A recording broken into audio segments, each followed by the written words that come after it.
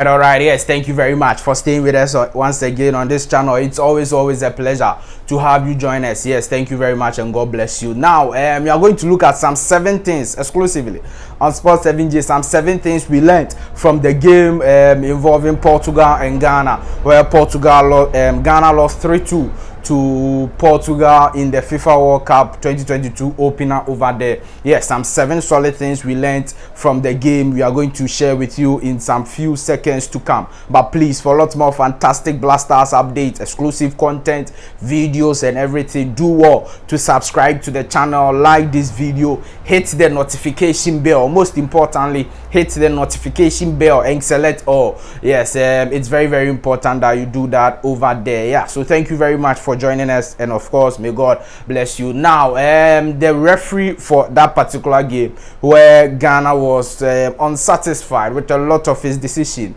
the penalty decision which he failed to go and check the VAR, the offsides and everything which he all failed to go and check the VAR. The Ghana Football Association has reported him to FIFA for his conduct in that particular game. They think that he could have performed better and that Ghana wasn't treated fairly in that particular game involving Portugal and Ghana. So that is what has happened, or that is by way of news and information that we are bringing you. Now let's move straight to the content of our video, which is 7 things we learned from that particular game. The first thing is that Inaki Williams can't play the holding number 9 position for the senior national team, the Black Stars. You know, Inaki Williams actually plays as the number 9 for Athletic Bilbao, so he's of course a number 9. But with that particular Athletic Bilbao one, he mostly operates from the right and then cuts in into the main center forward position. All right, but with the Ghana Black Stars one, it is very different, because that one he has to stay in between the 2 center backs, that is the 4 and 5 of the opposing team, and has to ensure that he hold up play when there is a ball, a counter, and it is flicked to him. He has to control the ball, stay on the ball, wait for some few seconds, dribble past defenders and try to create chances all by himself, and he can't play that particular position.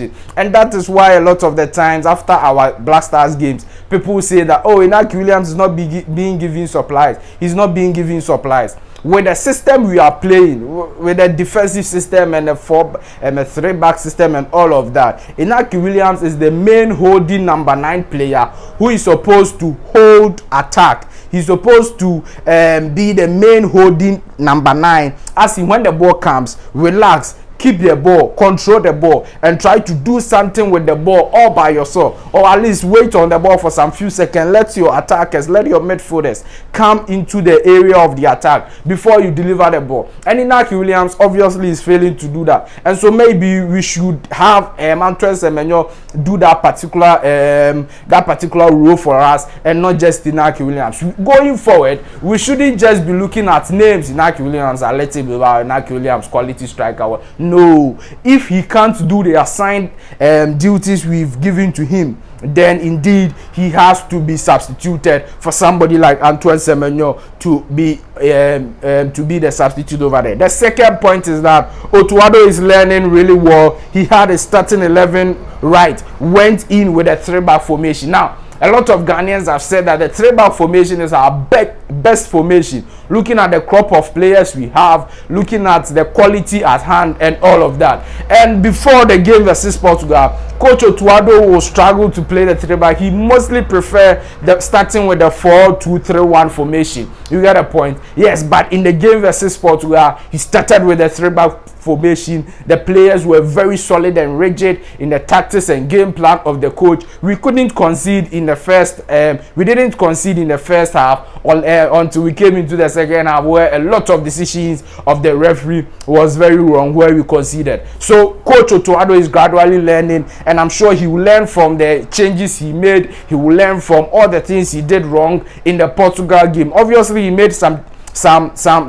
mistakes with the changes he made, and that is very bad over there for Coach Otuado. But one key thing is that he's learning, and he will learn. Andre Ayew is the captain of the side, and he will always get the nod in the starting 11. Maybe we should understand that Andre Dede Ayew will always be in the starting 11, because I'm not sure anyone was expecting Andre Ayew to start. Okay, some few fans of Andre Ayew, staunch fans of Andre Ayew, were expecting him to start. But if you look at his energy levels, the way he plays and all of that, Andre Ayew wasn't really expected to start, even in the formation that we played. Okay, but he started, definitely because he's the captain of the side, he's a legend, he's given so much respect and all of that. So maybe the third thing we've learned is that we should all accept that Andre Ayew will be starting our game. And again, he is a player for the big occasions. Okay, he's a player who will give you the results when it matters most, and that is what Andre Ayew did over there when in the Portugal game, getting the equalizer for us, being there at the right time and scoring that particular goal. So if we have him in the starting 11 and he can be given as such decisive and incisive goals like what he scored versus Portugal, then definitely he is he deserves to be in there. So of course, all those who don't accept that Andre Ayew should be starting should finally accept it and know that he brings a lot of experience, he brings a lot of encouragement, a lot of leadership qualities when he is on the field, and that is very, very much important over there. The fourth point is that the Ghana Black Stars defense is rock solid, one that gives hope for the future. I'm not sure anyone would disagree with me. The Ghana Black Stars defense is rock solid. It's really solid. If we could stay with 40 minutes and even 60 minutes without conceding versus Portugal, the likes of Cristiano Ronaldo, João Felix, Otavio, all the quality, Bernardo Silva, Bruno Fernandes, all the quality attackers they have, we were able to defend so well for 60 minutes, unless from the 65th minute where the penalty came and all of that. So look, the Ghana Black Stars defense is very solid. And look, they are all young, except maybe for Amate. They are all young, and if Amate is even leaving the scene, we will get somebody like Stefan Ambrosius, Patrick Fifa, who are all young players, 22, 23 and all of that. Salisu Mohammed is like 22, 23. Alexander Jiku, very young. So if you look at Ali Duseidu, Tariq Lamptey, they are all young players. Gideon Mensah. So there's all the back four, okay, including even our goalkeeping,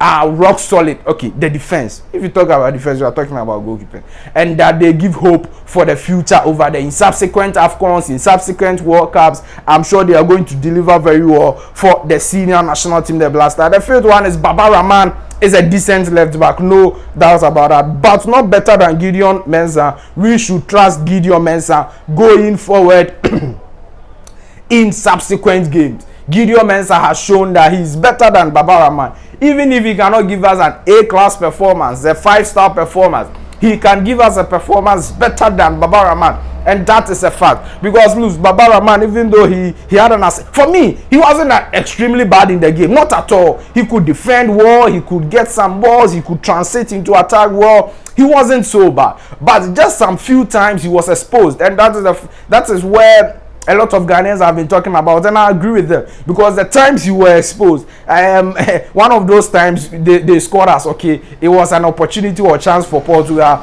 to score. So Gideon Mensah should be trusted as the as the left back ahead of Baba Rahman in subsequent games against South Korea, against Portugal, and going against Uruguay, and going forward in the future. Salis Samed is very important in the midfield of the senior national team, the Black Stars. He showed it with how he recovers ball, with how he transitions, how he passes to the likes of Kudus. He actually made Kudus Mohammed free very well, go forward, attack more, and have the hope that he will create chances. So Kudus Mohammed, when going forward, didn't really think about coming back to defend, because the likes of Salis Samed and Thomas Partey were doing all the defending and everything for Kudus, and especially in the second half, in the die embers of the first half, Kudus Mohammed was in top form and was playing the ball very well in the Portuguese in the game versus Portugal, and that was as a result of Salis Samed and maybe Thomas Partey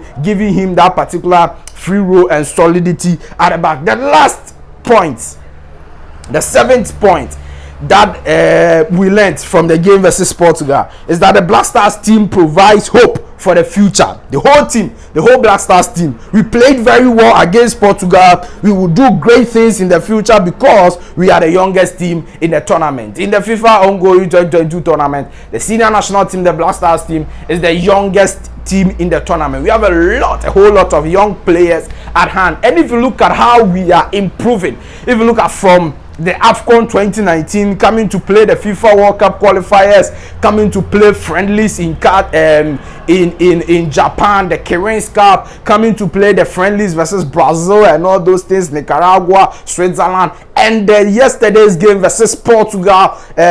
You see that the total gameplay of the Ghanaian team has greatly improved. Yes, you can give Otuado the credit for that. It's a brilliant job done. It has greatly improved. And for me, if watching how they stood to Portugal at a point in time, Portugal was trying to wipe away time. They hoped that the referee whistled the ball very early.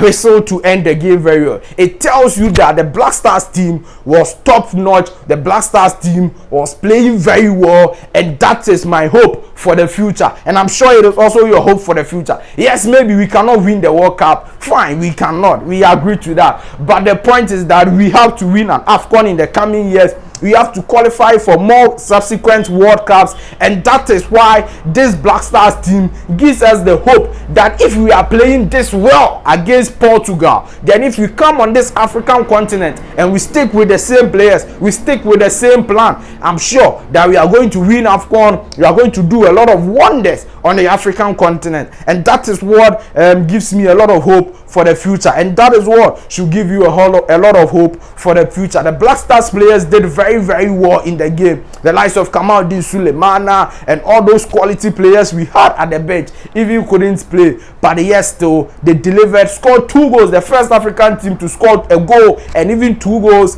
in the tournament, and we did it against no other team than Portugal, including Cristiano Ronaldo and all the like. So the Black Stars teams gives me a lot of hope for the future, as I'm talking about. Thank you very much for staying with us. These are the 7 things we learned from the game versus Portugal versus Ghana. Let me hear your thoughts and views in the comment section. Whatever you think about these things, let me hear your thoughts and views in the comment section. Ghana Black Stars is for the whole Ghana, and so we should work towards that. We should speak our minds on that, and we hope that everything will be fine. We will definitely qualify out of the group. That is my hope and conviction. Definitely, I'll see you in the next updates. Hit the notification bell.